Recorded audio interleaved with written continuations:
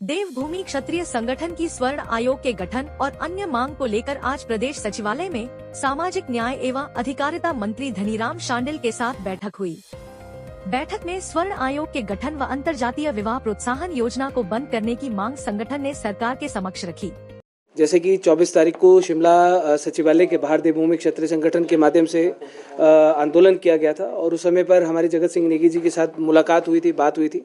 5 मई की तारीख पहले डिसाइड हुई थी हमारी सरकार के साथ वार्ता के लिए, लेकिन ड्यू टू कैबिनेट उस चीज़ को आगे पोस्टपोन किया गया। आज 13 तारीख को वो बैठक हुई और महत्वपूर्ण बैठक हुई।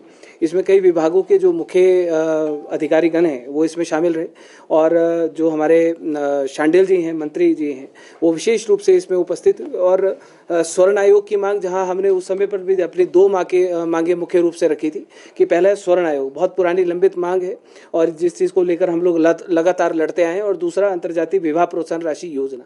तो हमने दोनों मांगों के ऊपर अपना एक प्रस्ताव हमने सरकार के समक्ष रखा, अपनी बात को हमने मजबूती के साथ रखा है।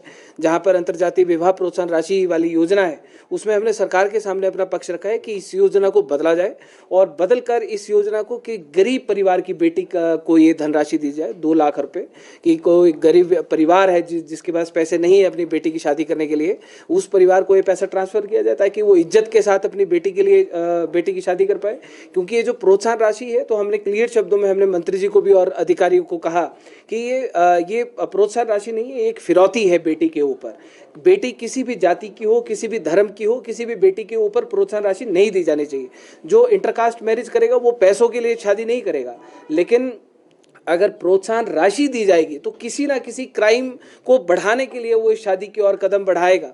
तो हमने कहा कि इस योजना को बदला जाना चाहिए। दूसरा, स्वर्ण आयोग की जहाँ पर बात आती है, तो स्वर्ण आयोग के लिए मैं आपको इसकी पूरी कॉपी मैं आपको साथ में दूंगा। इसमें बहुत सारी मांगे हैं जो हमने स्वर्ण जनरल कैटेगरी कमीशन में, हमारा जो स्टूडेंट है, हमारे जो किसान हैं, हमारा जो यूथ है, हमारे जो गवर्नमेंट एम्प्लॉयज़ हैं, हमारे जो व्यापारी हैं, उनको हम किस प्रकार से हम लोग बेनिफिट दे सकते हैं। जहाँ पर अदर कमीशन है, चाहे SC/ST कमीशन है, चाहे OBC कमीशन है, माइनॉरिटीज कमीशन है, वो अपने हर वर्ग के व्यक्तियों के बारे में बात करते हैं।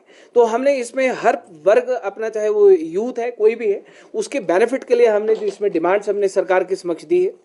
मंत्री जी ने इसमें कहा कि मुख्यमंत्री साहब के समक्ष हम इसके ऊपर डिस्कस करेंगे। और क्योंकि ये जो स्वर्ण आयोग है, हमने इसमें इनको कहा है कि आप इसमें फर्स्ट कमेटी का गठन करें।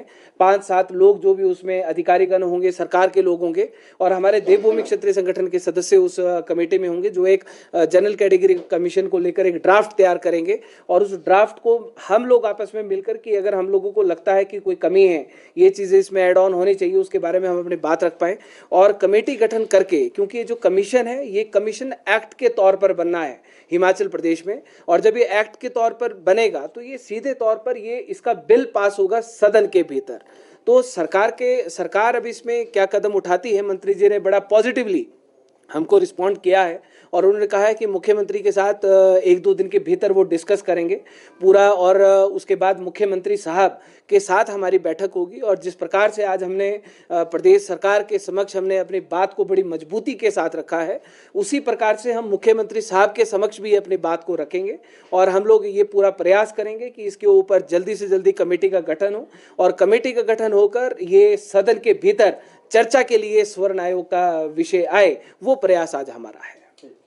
शिमला से कैमरामैन युगमार्ग, TV।